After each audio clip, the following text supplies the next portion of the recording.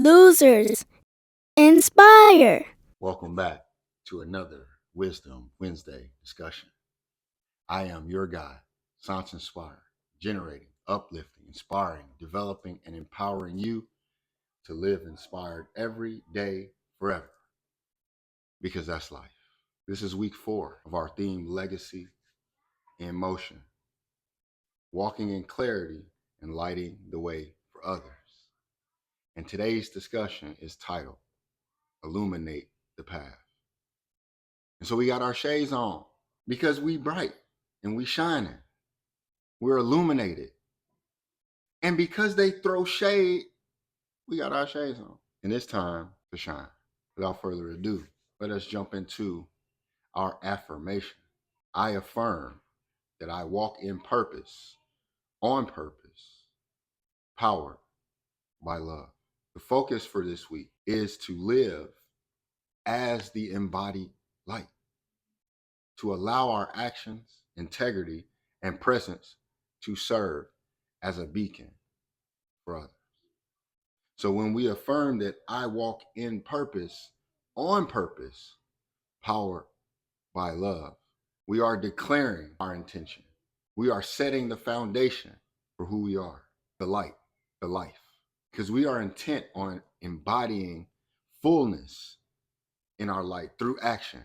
Because each week we have gone and taken the steps. And in the final week, we must rise to the occasion, transforming into leadership and inspiration. The outcome is that we step into our roles as the luminous guides that we are here to be. That we begin to move through our life with clarity, compassion, and service for ourselves and others. Because we want to light the way for others through being an authentic example. This is not just for show, it's for sure.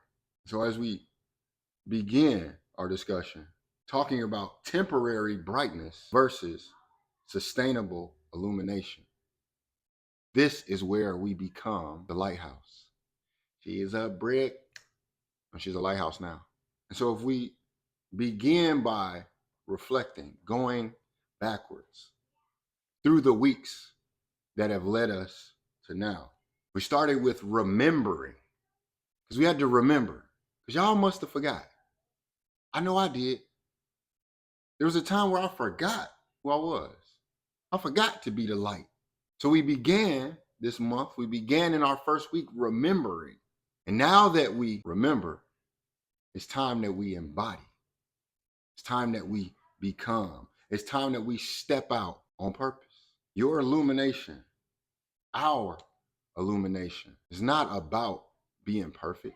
It is about being present. And when we are present, we do that on purpose. So there's not necessarily the reason why, it is because that's who we are. Do you really need a reason to be who you're supposed to be, who you're meant to be? Because what's the reason why we're not that? What is the reason why we're not embodying our true selves in this life? Is it because we're fearful that we might shine too bright? That's why we got the shades on. You shining too bright, tell them to put their shades on, because we're no longer diminishing ourselves. Even in those uncertain times, you got to be who you're meant to be. Because when you look up in the sky, if it's the daytime, you see the sun, it shines regardless. Even when there's clouds in the way, the sun is shining anyway.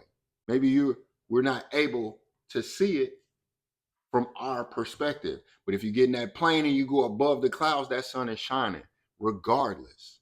When we look up in the night sky, the stars shine regardless. So we're not just trying to do this when people are watching and it's like, oh, now we want to shine. If the viewers are here, oh, now we want to shine. The lights will be the light regardless. The cloud may stand in the way, it may look to block you, but you shine regardless.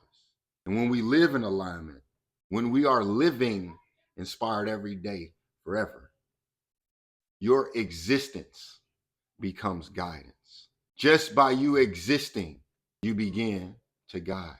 That's what this is about.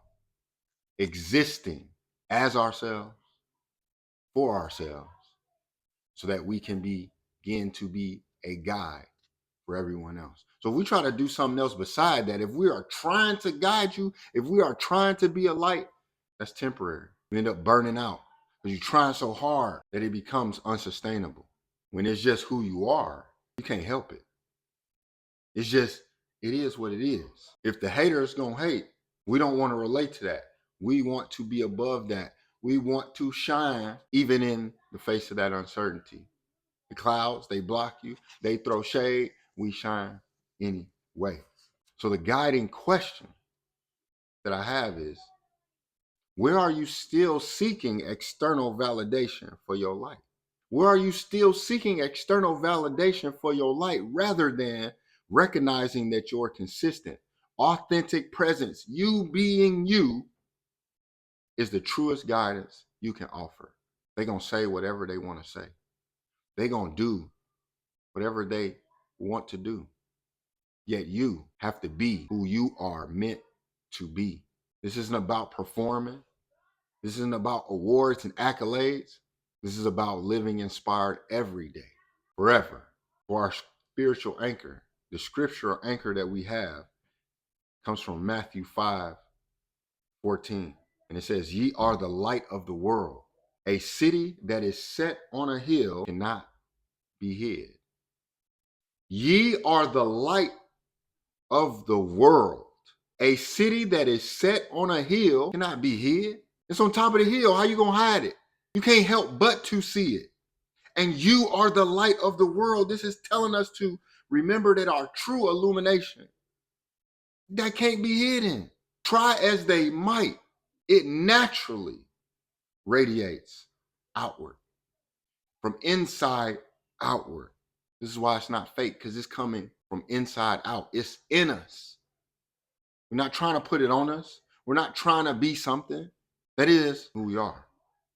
And when you live in your truth, you lead without even trying. How many, not even how many, do you have to tell a leader to lead, or is that just what they do?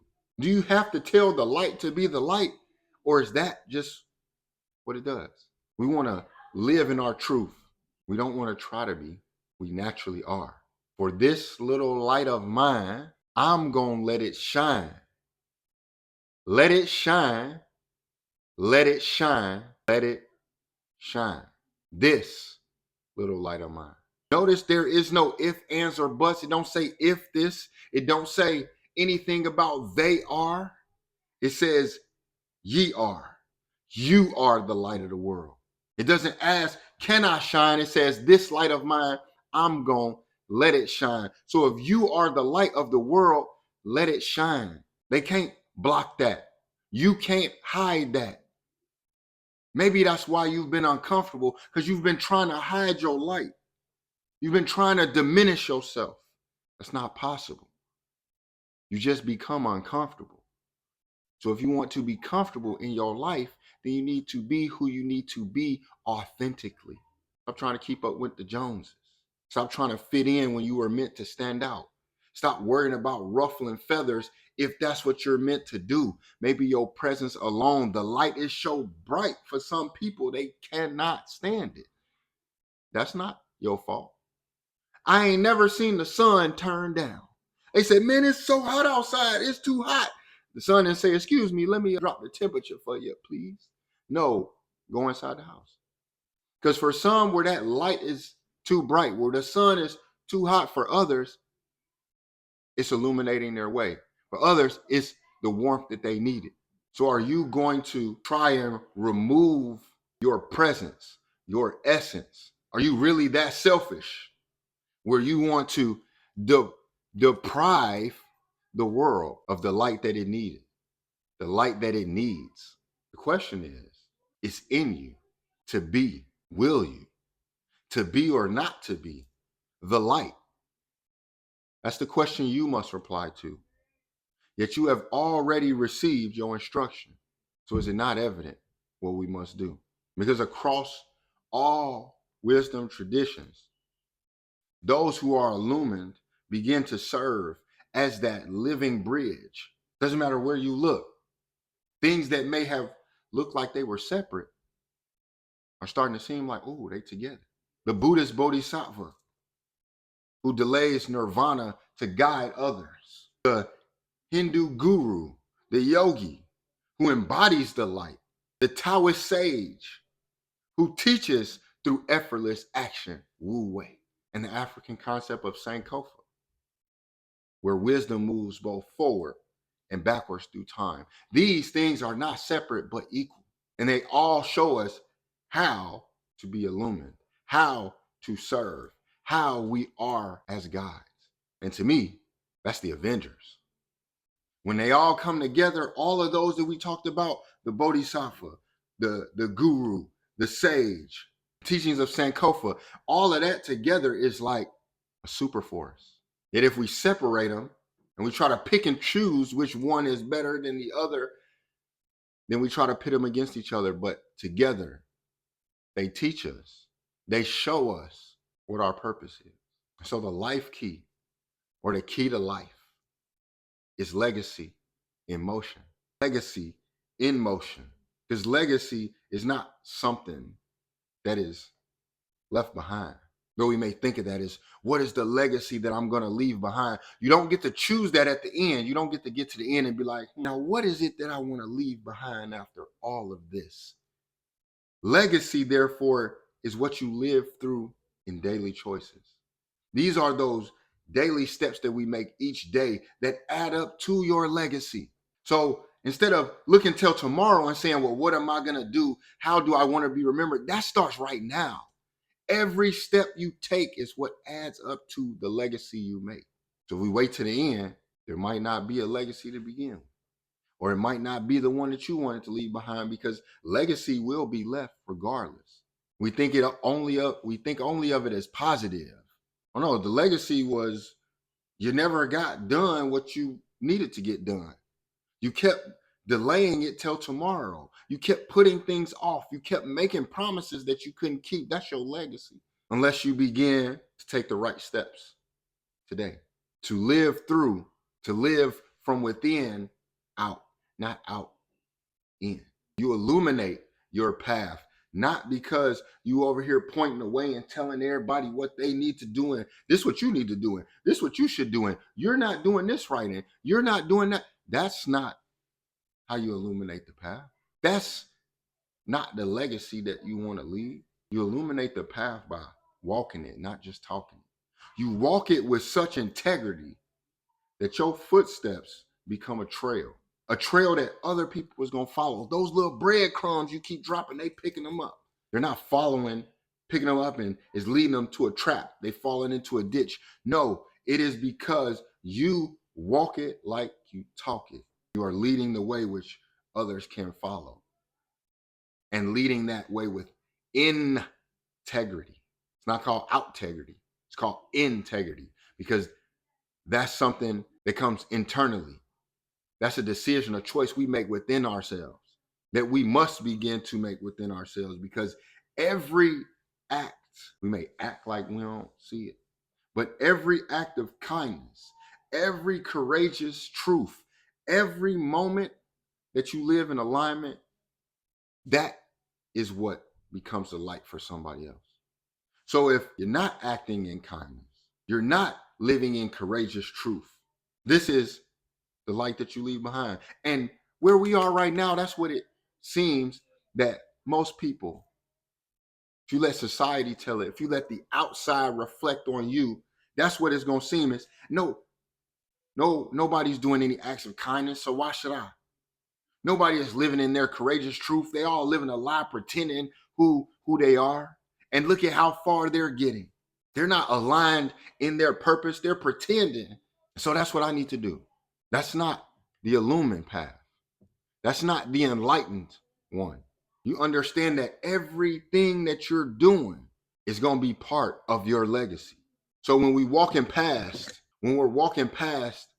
these moments where we can act in kindness and we say, nah, we disregard that. I'm not doing this for them because they ain't do that for me. Is that the light? Every time we have the ability to tell the truth, but we withhold that and we're going to lie, or we're going to distort, we're going to manipulate. Is that the light? And what example, not only are we setting for another, but what example did we set for ourselves? Where's the integrity in that? Where is the integrity, that internal structure, those laws that you live by in your life? Because if we look outside and we try to mimic what we're seeing in society because they're of the world, not in it, you're going to see, you won't see, I should say, the acts of kindness. You won't see courageous truth. And you're going to think that that's okay to be. So you follow that path until eventually you get trapped, you get lost, you fall in the ditch. And then how do you get out? We're not here to be led outside of ourselves, to follow what others are doing when we have an internal compass, when God speaks directly to us, when we know what our truth is, we begin to embody that and live at that, live as that. And it don't matter what everybody else is doing around you. It don't matter that people call you crazy. It don't matter that you're outside of the circle, standing out instead of trying to fit in. It takes courage to do that. That's why it's called courageous truth. They don't say a courageous lie, because it don't take courage for you to lie. It don't take courage for you to manipulate. Let them laugh. Let them point a finger. Let them make fun, because those who laugh now may be crying later. We're not here to prove them right or prove them wrong, excuse me. We're here to prove ourselves right. And as I was having a conversation earlier today about being crazy, talking to a creative who mentioned how they diminished their creativity because of other people, because they was doing something different than everybody else. Yet when we look at around at the most influential people, when we look at around at those who left a legacy, they stood outside of that. When we look at what a genius is, what separates that genius from that person who's crazy? Because to be a genius, you have to be crazy. You got to think outside, not just think you have to be outside of what everybody else calls normal. You have to challenge that status quo. Here I sit in front of a device that is recording me, that then gets broadcasted out to millions of other people all across the world who I can't even see. And if I travel back to a certain place in time and say that this is possible, or I believe that one day this will happen, I'll be crazy. Matter of fact, I sit in front of you today and I'm telling you to live inspired every day forever. I am saying that losers inspire, and I've been called crazy. And we allow that because we know that on the other side of crazy is genius. Plus that experience is where we stand on. This isn't performative. I'm not telling you this because I hope to get your share subscriptions. I hope to get followers. I hope to go viral. I'm telling you this because I live this. I'm telling you losers inspire because they love outreaching set expectations regarding self.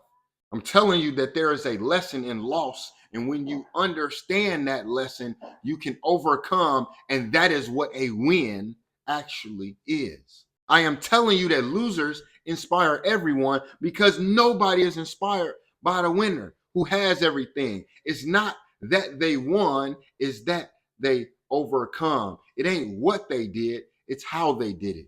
Because if you didn't go through the adversity to get it, it ain't inspirational. How you get that anyway? We want to know. It is because we saw what you went through. We heard what you went through. We can feel what you went through. We can relate to that. That is what inspires. That is what illuminates the path, because I saw those before me go through something that I believed that I was going through, and they made it out. The house was on fire and they got out. That gave me belief that I can make it out as well. I'm the representation of generations before me who was crazy to think that they could ever be free, that they could ever be treated as equal, that they could ever stand on their own too and profess and confess their life to live as themselves. They was crazy. I'm here because my mother was crazy. Crazy enough to have me. Crazy enough to defy logic. Crazy enough to live authentically as herself. To say, I'm not going to do that. I'm going to do this. To hear that she can't and continue to prove that she can. You're here because of the generations before you that kept going, and the anchors that we have are universal. The first one comes from Buddhist teaching, which tells us that thousands of candles can be lit from a single candle. Thousands of candles can be lit from a single candle, and the life of that candle will not be shortened. Happiness never decreases by being shared. 1,000, or not 8,000, but thousands of candles can be lit from one candle. You can take one candle and keep going around and lighting thousands of other candles, and the life of that candle will never be diminished. The candle burns, the wax melts. It doesn't become diminished from lighting other candles. So therefore, our happiness doesn't increase by sharing it.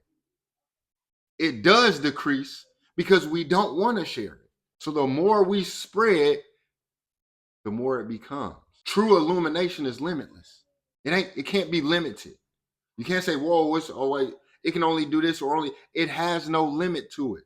Your light grows brighter as you ignite others. But here you go, you don't want to ignite anybody. You want to try to hold it in and think that that's going to make that's dimming your light. The more we spread that light, we create an endless chain of awakening. I wake myself, I wake you, you wake them, and it just keeps going. It's a domino effect. The only things that stop that is us stopping, not wanting to spread it. From Taoism, the sage does not shine, therefore people see her light. The sage does not shine, therefore people see her light. This comes from the Tao Te Ching. Paradoxically, in other words, irregardless, most powerful illumination comes through humble presence rather than forceful demonstration. Just from being, not trying to be. You keep trying to do it, performing, yet the most powerful light just shines. The most powerful thing that we can do is to exist as our authentic self. Not trying to boost our ego and try to be better than and flex on, but just trying to just be. For the indigenous understood that we are the ancestors of the future. We, me, you, we are the ancestors of the future. Walk gently, speak truth, and light the path for those yet to come. And as we was talking earlier about the generations before us, this is called the 7 generations principle. Because if we're really thinking in legacy, that requires us to consider the impact of our choices 7 generations from now. What are we doing? What am I doing right now that's going to affect 7 generations from now? Because I am here. I'm the product. You are the product of 7 generations past. 7 generations ago, somebody envisioned that we would be able to do what we're doing today. So they led their life in a certain way. They fought. They stood up. They persevered. They didn't pretend. And because of that, we're able to be here. They didn't give up. They gave out everything that they had. They gave in. And because of that, I am able to even have this discussion today. So every step that I take, I'm thinking about 7 generations from now, what they could be able to do. Because I decided to live inspired every day, forever. Because I decided to walk in my purpose. We worry so much about what we can see when the effects, most of this world you cannot see. The effects of things to come and which was you didn't see. We worry about so much that we can see, yet your growth you can't see, and it still happens. If you could actually see yourself growing, you'd probably be terrified. If you could literally see yourself growing, what the hell's going on? Legacy isn't about what we can see. It's about what we do. Through Vedic perspective, we can see that from joy springs all creation. By joy, it is sustained. Toward joy, it proceeds. And to joy, it returns. From joy springs all creation. From joy springs all creation. By joy, it is sustained. Toward joy, it proceeds. and to joy it returns. We move in to and from cosmic joy. This is the shared essence of all beings. You want to go to those things. Your spirit keeps moving towards the things that bring you joy. For you have come from that and you'll return to that. Life is sustained by joy. When you remove that joy, we are not sustaining life. And if we wonder what is going on around us, we are seeing joy being removed from our life. And we have to bring it back. To illuminate, we sustain humility. We don't seek the spotlight. You're not trying to chase that. This little light of mine, I'm going to let it shine. That ain't got nothing to do with trying to chase a spotlight and trying to, please shine it on me. Why would you chase a spotlight when you are the light? You should be shining, pointing towards, illuminating. You are the spotlight. You don't need to chase it. Embrace it. Become it. So the practice that we have is the practice of lighting the way. It's called the lighthouse ritual. This is an embodiment exercise. We are becoming that lighthouse.